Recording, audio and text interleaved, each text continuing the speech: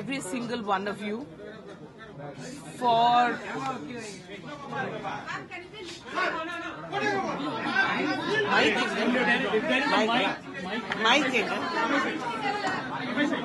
hand my under have a bad throat.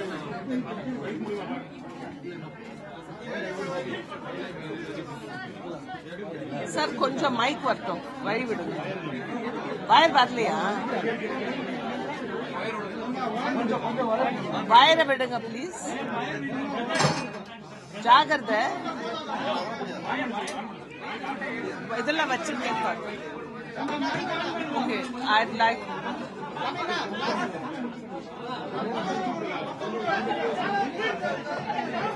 குடிச்சுக்கோங்க okay வந்துச்சு I'd like to actually எல்லாருக்கும் கேக்குதுங்களா sir கேமராவை கீழே வச்சிடுங்க சார் திருப்பி எடுத்துக்கலாம்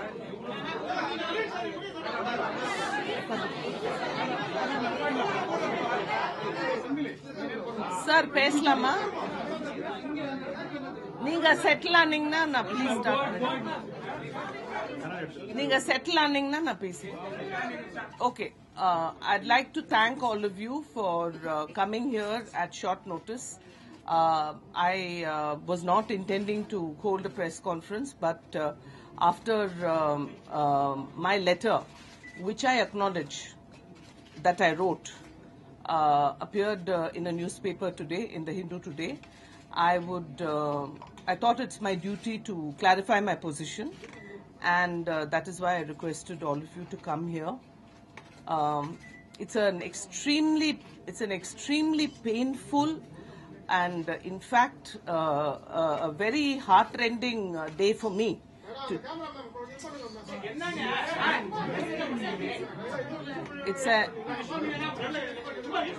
It's an extremely painful moment for me because my family has been associated with Indian National Congress since the inception.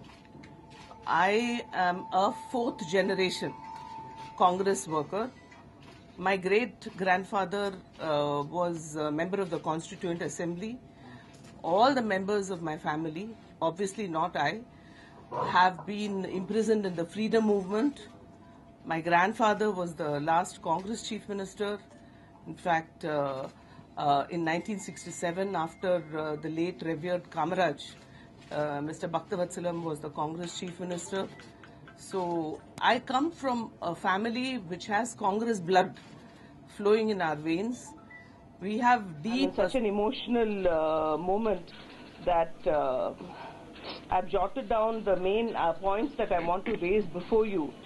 And I feel that the time has come now for me to rethink my association because of what happened in the recent past, that the Congress is no longer the Congress which I joined with such great hopes and ideals. And I had a 30-year-long association with the Congress. I want to remind you that with gratitude, with extreme gratitude to the party, my Congress, which has given me an opportunity in the Rajya Sabha, not even Lok Sabha, in the Rajya Sabha, to serve this country. And I would like to remind you, all of you are from my own state. I have served without blemish, without a single blemish, from 1986, both when the party was in power and outside power. And I have been spokesperson of my party for 10 long years, without a single blemish being there in my career. And I'm extremely grateful to my party and my leadership for whatever opportunities were given to me to serve the nation and to serve the party. And I continue to maintain that I serve the nation and the party with tremendous dedication to the best of my ability. But today, the party and the values which I joined, it is no longer the same party that I believed in and that I joined. And the reasons are this. I have written in this letter, which I have written to the party president, Madam Sonia Gandhi, that I was a member of parliament and I was made Minister of Environment. And when I was made Minister of Environment, the party line was very clear that the policy of Srimati Indira Gandhi, that the policy of Sri Rajiv Gandhi to preserve the environment, it must be protected at all costs. And therefore, it was my duty to make sure that every single step I took, no matter how popular or unpopular, should be strictly according to law, according to rules, and preserve the environment at all costs, despite any interest to the contrary. This was the party line.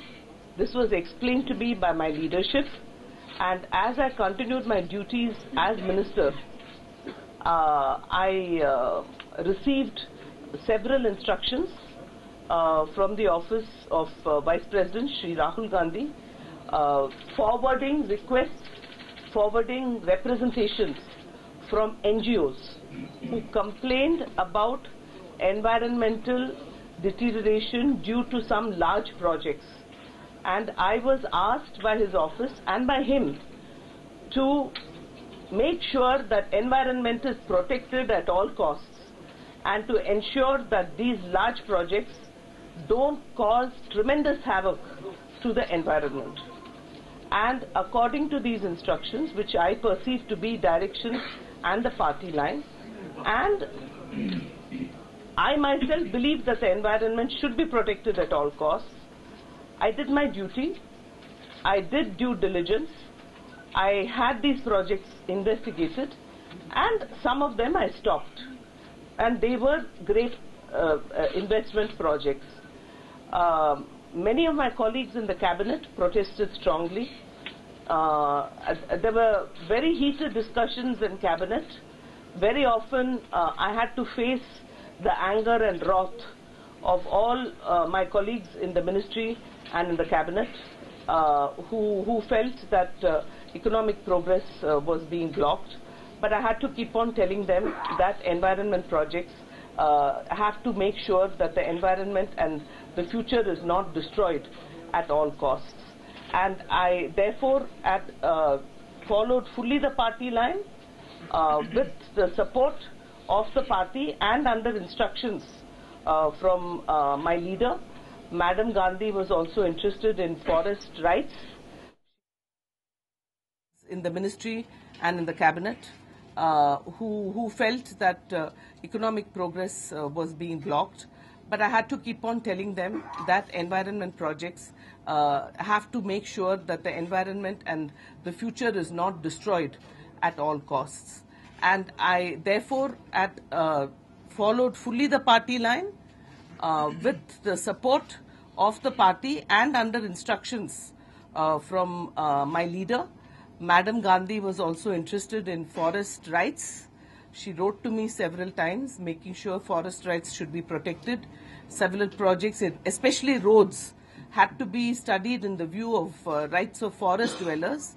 Sri Rahul Gandhi was interested in the rights of tribals being protected. All these reasons made me stop several big projects, particularly Vedanta, the Niyamgiri project, which Sri Rahul Gandhi himself said that to the tribals that he will be their Sipahi. It was later upheld in the Supreme Court also. I followed my due diligence. The Nirma project, where the cement plant was being sought to be built on a water body, again upheld by the Supreme Court. And there were many projects, the Adani project, where I received specific input from NGOs who had represented to Sri Rahul Gandhi. And especially with the Adani project, there was specific input which was given to me from his office, forwarding representations from NGOs.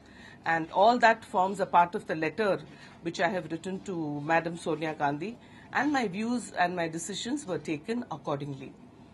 Suddenly on 20th December, so my first point is that I served the country and I was a good environment minister, following the instructions of my high command, the party line, despite the fact that several of my cabinet colleagues were against the views I had taken. The second issue is on around the 17th of November, when I was on tour, I received a phone call from then chairman of the media cell, Shri Ajay Maken, asking me to immediately come back to Delhi. When I asked him why, he said that I was asked to launch an attack on Shri Narendra Modi, who was then the prime ministerial candidate of the BJP, on Snoopgate. So I said that I was a minister, and after I had become minister, I had been stopped from doing press briefings, and it should not be taken as a view of government, and I think the spokesperson should do it. But Shri Ajay Maken said that this was a view taken at the highest level. I also said I'm not happy because I think we should attack him on policy and not on issues such as this. But again, he repeated it was a view taken at the highest level, and therefore I was asked to return to Delhi, and against my own wishes, following the party high command, I attacked Shri Modi, and on television subsequently, I was deputed only for this purpose to attack Shri Modi on Snoopgate. Following that, this was on 17th November. Following that, on 20th December, when many of my decisions were being heatedly discussed and argued, they were being overruled by the group of ministers. I was in complete opposition with many of my colleagues in cabinet due to the party line. And around the 20th of December, the Prime Minister called me and he told me that he wants to see me. When I went to meet him, he looked very upset. Prime Minister looked very tense, very grim. He got up and he said that you have been, Madam has said, Mrs. Gandhi has said that you are required for party work. So I said, sir, what do you want me to do? And he said, well, she wants you to resign. So I said, yes, sir, I'll do that. And within half an hour, I gave my resignation. I immediately asked for an appointment with Congress President, but I was told she'll speak to me on the phone. I spoke to her on the phone and she said, yes, you are required for party work. Please follow Prime Minister's instructions. Next day in the media, it appeared, the same thing appeared, but I heard from friends in the Delhi media that Shri Rahul Gandhi's office was phoning up people and saying that this is not for party work at all, but she's just, they didn't give a reason. And after that, there was a continuous campaign of speculation, vilification, of defamation, wrong allegations against me, allegations of wrongdoing, nothing which has ever been brought to my notice. At the time I resigned, I have the letter here, I'll distribute it once again. I distributed it on that day also. Honorable Prime Minister wrote a letter praising me for the contribution as a member of the Council of Ministers. No wrongdoing was pointed out by anybody. Thereafter, I met the Honorable Congress President in January. I told her I'm being vilified and defamed in the media and I would like to respond. She told me not to go to the media. She said that I will be given party work. I came back to Chennai and within 15 or 20 days, I received another phone call from Shri Ajay Maken that I'm sorry, tomorrow the new list of spokespersons are coming and you are being removed from the panel, which was again a shock to me because several times Madam Congress President as well as Honorable Prime Minister have praised me for my contribution as spokesperson. So I have no idea why I was removed as spokesperson. After that, when the Anthony Committee called upon leaders to find out why we lost in the Lok Sabha elections, on several other occasions, I was neither consulted, nor called, nor sidelined. My issues are all with the National High Command in Delhi. I want to put on record, I have no issues with the state party at all. Everybody in the state party have always cooperated with me. So I was totally sidelined by the National High Command and several times I asked for an appointment to meet Congress President. I went to Delhi. I was never given an appointment. I wrote a passionate email to Shri Rahul Gandhi to say that because the main point that I want to make, in one of the main points I want to make in the press conference, 20th of December, when I was asked to resign, the next day, on 21st of December, Shri Rahul Gandhi addressed a meeting of FICCI leaders where he assured them that environment will no longer be a bottleneck. When I saw this on YouTube, I was alerted by media. I was very upset because the main hard line on environment was given by him. And he himself was, if he had a problem, he could have told me to do the clearances faster. But he himself was asking me to go the day before he addresses FICCI. And the next day he's telling FICCI that environment clearances will now become much more easy. Whereas there was really no bottleneck, there was really no problem. Two important issues, Kasturi Rangan report, which I notified the day before I was sent home, and one particular file of Adani Group which was missing and found in a bathroom. The next day, I was asked to resign. When I wrote an email to Shri Rahul Gandhi saying, very passionate, saying, I saw your speech in FICCI. I want to know why you did this. You have never said that I was holding up projects. Whatever I did because you asked me to do. I got a reply, and even a murderer has his day in court, is what I wrote to Shri Rahul Gandhi, to which he replied, I am a little busy right now and I will call you soon. But that appointment never materialized. I was unable to meet either him or Madam Gandhi. Then Mr. Vasan split the party. As you know, he formed his own party. Day before Mr. Vasan formed his own party, I was called by Motilal Vora to find out and to be asked to stay in the party. That was the first contact I had from any senior leader in the Congress. After that, I wrote this letter. It is dated, I think, 9th of November. Actually, I sent it about 2 weeks later. I can give you the exact, because I still kept it. It was a very painful thing for me. But definitely by the end of November or first week of December, I've got the receipts for it. She received it. And I did not get a reply. I did not get a phone call. I did not even get an acknowledgement. Then I told a few colleagues in the Congress that I'm now going to the media. I'm going to the media because it's not about party work. It's not about serving. It's not about power. Doing party work. I have been a faithful, loyal, dedicated servant of the party, utter loyalist of the Gandhi family. I have no shame in saying this. I was there when Shri Rajiv Gandhi was assassinated. I was with the body the whole night. But why I was sent home, why for 1 year everybody was allowed to ruin my reputation, ruin the glorious legacy of my family, this is something that I'm not able to digest or tolerate. And I felt that if I'm not getting an explanation from my party, there's no democracy in my party, then I have to go to the public with my side of the events. I'm not guilty of any. Prime Minister himself has written to me saying that I've done a wonderful job. Nobody has ever accused me of wrongdoing. Just some vested interests within the party, by spreading innuendo and falsehoods and lies and putting them in newspapers with vested interests without attributing it to sources.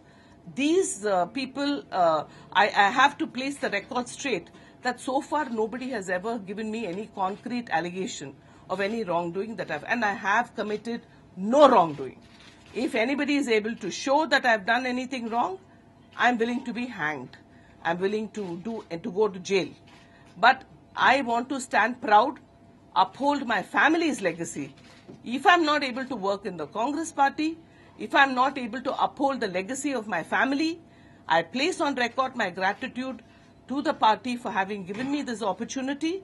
But in this suffocating atmosphere, where by lies and falsehood and innuendo and other people, my reputation is vilified and ruined, I cannot function in this atmosphere anymore. Therefore, today I announce my resignation as a primary member of the Congress from the Tamil Nadu Congress Committee trustee, which is not morally correct for me to hold once I am no longer a primary member of the Congress. So I resign from my position as a trustee. I have not yet sent the letter. I am making the announcement here, and the letter of resignation I will send to the Congress President and to the State President from the Tamil Nadu Congress Committee Trust today after this press conference. And I want to reiterate that I am only wanting to set the record straight to uphold the legacy of my family, to uphold my integrity, and the fact that I only did what I was asked to do by my party. I only did the right thing for the country, and I'm not guilty of any wrongdoing, and I need to set the record straight. I'm free to take any questions. Thank you. Ma'am, during his UPA 2, you said Mr. Rahul Gandhi was interfering in terms of asking you to clear or not to clear projects. Who was in rule? Was it the Prime Minister or was it Ms. Sonia Gandhi or Mr. Rahul Gandhi? No, I did not use the word interfered. I want to be very specific in what I'm saying. I said, my letter we'll distribute to all of you now. I said that I received specific input regarding some projects. I received those projects, I've mentioned the names in the letter. I received input via representations from NGOs which were sent to Shri Rahul Gandhi and he sent them to me. I received input whereby he said, please look into this and see that this environmental degradation is not allowed. And that was like a directive for me. So I took the initiative to do it. And it was by way either one of their assistants talking to me. It was basically only Shri Rahul Gandhi. Madam Congress President wrote letters to me in her capacity as UPA chairperson, which are on record in some cases, to look into it. And Shri Rahul Gandhi forwarded the NGO letters and his aides, and I was sometimes asked to liaison with specific AICC office bearers to help those NGOs to ensure that the environment is not degraded. One by one. Solranga. Ma'am, you said that if Rahul Gandhi... I'll answer Sandhya. Yeah. Ma'am, you said... I'll answer her and then... Just a little while ago you said that if Rahul Gandhi had told you that he would, what was in his mind, that he wanted you to fast-track environmental clearances, you would have done so. So where does your role as a minister come in? Are you just following Rahul Gandhi's directives? No, that's an excellent question. It is not fast-tracking. That is not the issue. My entire point is this. At every stage, whether Shri Rahul Gandhi requested me or not, I only followed the rules. I didn't break the rules. But in specific cases, I was told that there should be on no account environmental degradation. Therefore, I appointed committees to go and study and make sure whether there was degradation or not. And I took a very hard line. In case Shri Gandhi had wanted that there should be fast tracking of projects for clearances, then the rules would have to be amended. According to the amended rules, I would have taken action. So my point is, I was never told by him that I was holding up projects, as he spoke in FICCI the next day. There is a